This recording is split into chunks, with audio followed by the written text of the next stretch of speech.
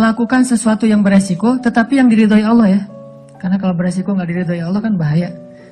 Nggak ada akad berarti dengan Allah. Sesuatu yang beresiko tapi diridhoi Allah. Saya pernah ngebuktiin itu berkali-kali. Menikah. Kok beresiko Ustaz? Nggak punya modal nikahnya. Kan standar pertanyaan paling mainstream tuh kalau mau nikah apa?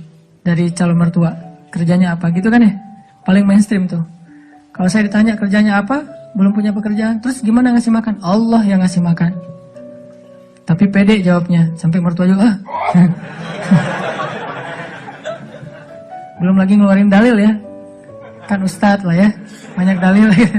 Ayat, hadis, banyak lah udah saya kumpulin bisa jadi satu buku tuh. Khusus ayat dan hadis untuk melamar.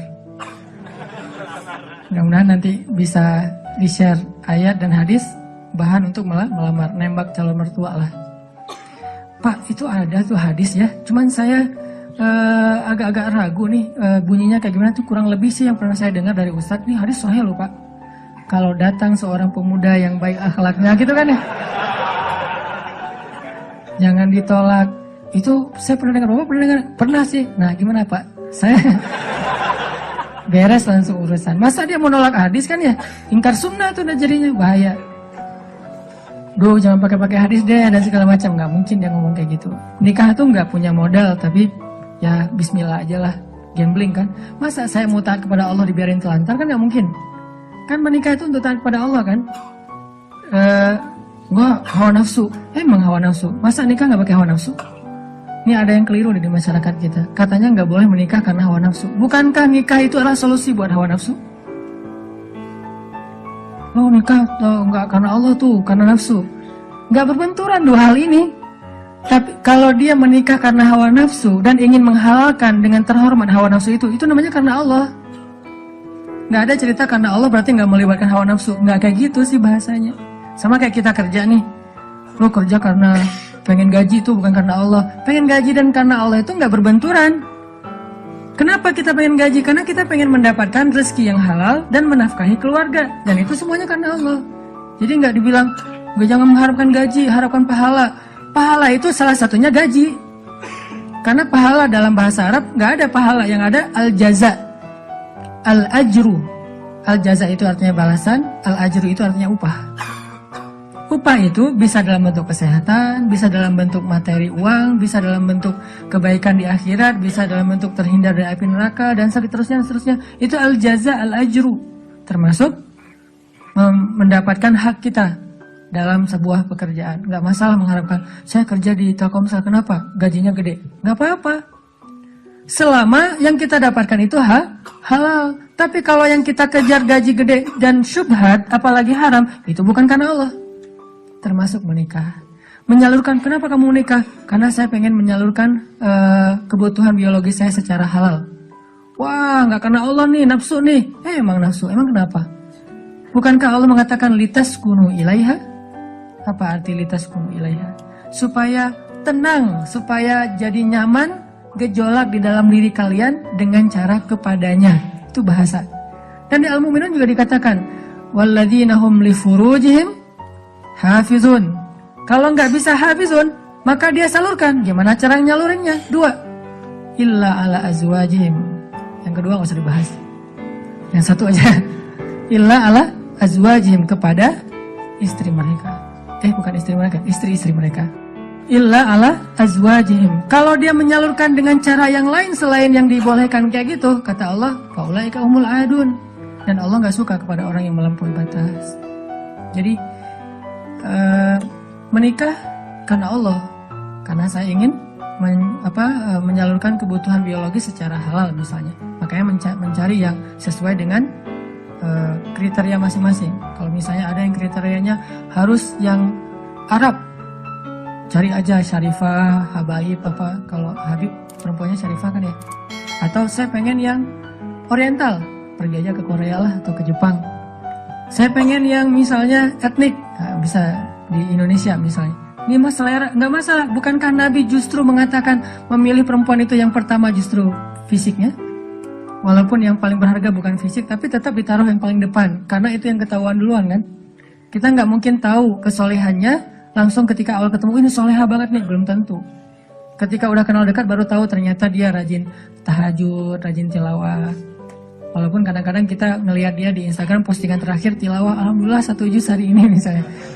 Bisa kayak gitu. Tapi rata-rata yang pertama dilihat fisiknya kan ya. Walaupun fisik banyak menipu sih, hasil editan segala macam. Pas ngeliat orangnya, hah? Lebih cantik dari di Instagram sih. Dia salah ngedit. Ini artinya teman-teman, kalau menikah itu karena Allah, kenapa takut? Bukankah Allah sendiri berjanji, kalau mereka fuqara, apa arti fuqara? Gak punya apa-apa. Kalau miskin masih punya apa-apa, cuma dikit. Kalau fuqara gak punya apapun. Allah yang yughniyahumullah, Allah yang akan mencukupkan kebutuhan mereka. Oh, Allah yang cukupin, ya udah selesai. Nikah, datang, yuk nikah yuk. Gak gitu sih caranya. Terlalu polos kayak gitu mah pasti ditolak lah. Adalah trik-triknya pasti teman-teman udah mempraktekkan, kalau enggak pasti berstatus masih jomblo ya. Jomblo itu kurang kreatif menurut saya. Kalau yang udah nikah pasti kreatif banget, tahu banget cara-caranya gimana ya. Alhamdulillah berhasil. Setidaknya untuk dia berhasil setelah puluhan orang yang gagal misalnya. Kalau yang jomblo nih kayaknya harus latihan nih, belajar kepada yang udah nikah, nanti di kantor sambil istirahat sharing deh. Gimana dulu lu nembak calon istri? Gitu aja. Gimana gitu aja, tahajud dulu. Ya Allah yang membolak-balikan hati. Hati dia memang ada di dalam tubuhnya, tapi pemiliknya bukan dia, tapi engkau ya Allah. Setahu saya nih, dia kayaknya hatinya ke si fulan. Dah saya mah gak bisa kecuali dia. Ya Allah, ya Allah, ya Allah. Akhirnya berhasil. Dan saya ngebuktiin itu banget. Saya sering bilang, saya itu bukan tipe istri saya loh. Sangat bukan tipe istri saya. Ada 4 hal yang pantang buat istri saya. 4-4-nya ada di saya. Subhanallah. Kok bisa berhasil? Ustaz.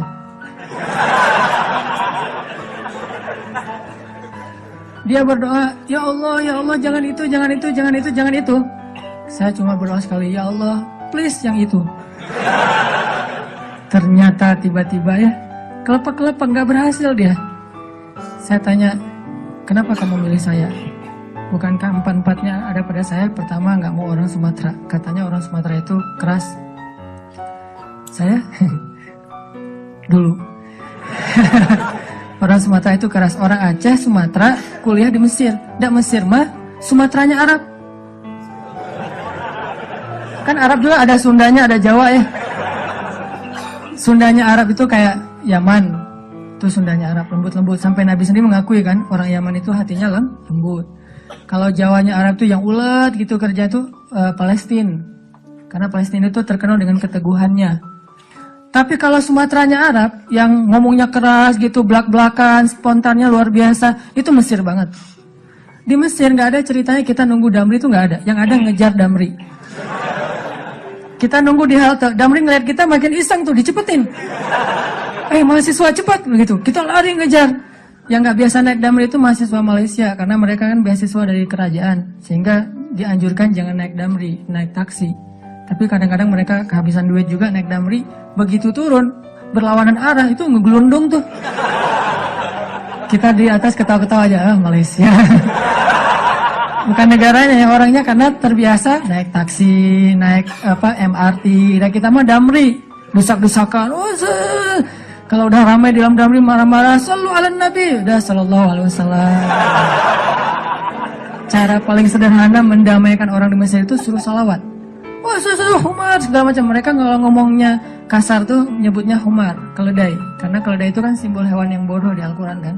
Ya humar gitu dan segala macam humar. Sallu ala Nabi sallallahu alaihi wasallam. Mulai lagi gitu.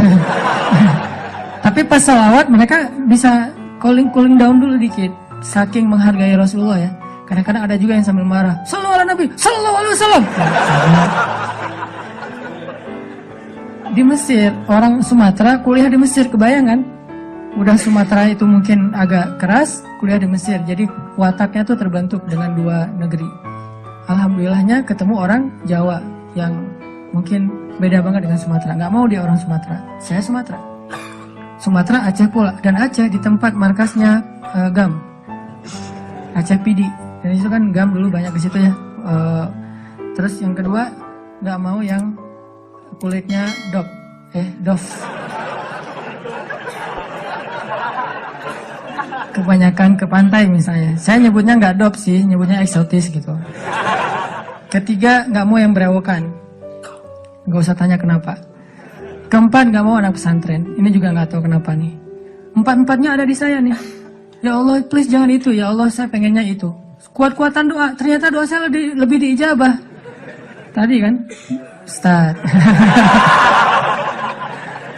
Pas ketemu sama dia, kenapa kamu mau sama saya? Padahal empat-empatnya ada di saya. Karena kamu punya yang kelima. Apa? Hati kamu. Nggak gitu sih ngomongnya. Yang jujurnya bukan itu mah versi jaim ya. Kalau versi jujurnya, kenapa? Karena kamu pelet gitu ya. Peletnya pakai apa? Pakai Al-Quran. Begitu ketemu, Bismillahirrahmanirrahim. Ria-ria dikit lah.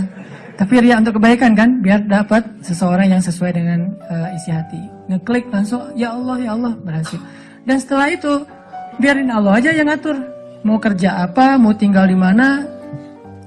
Ternyata alhamdulillah saya ngerasain justru rezeki itu Allah mudahin setelah menikah.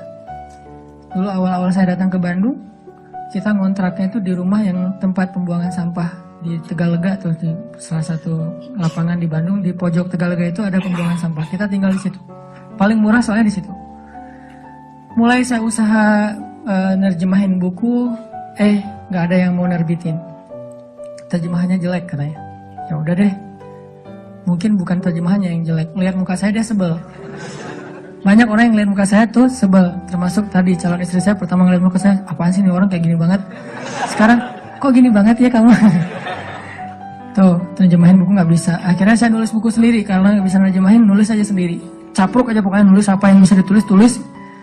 Ditaruh ke penerbit juga nggak ada yang mau nerbitin. Ada satu-satunya penerbit yang mau nerbitin, katanya royaltinya sedikit banget dan bayarnya setahun sekali. Bayangin, royalti setahun sekali. Sedikit sekali lagi tuh. Akhirnya saya terbitin sendiri. Jadi penerbit, jadi direktur, jadi penulis, jadi kuli.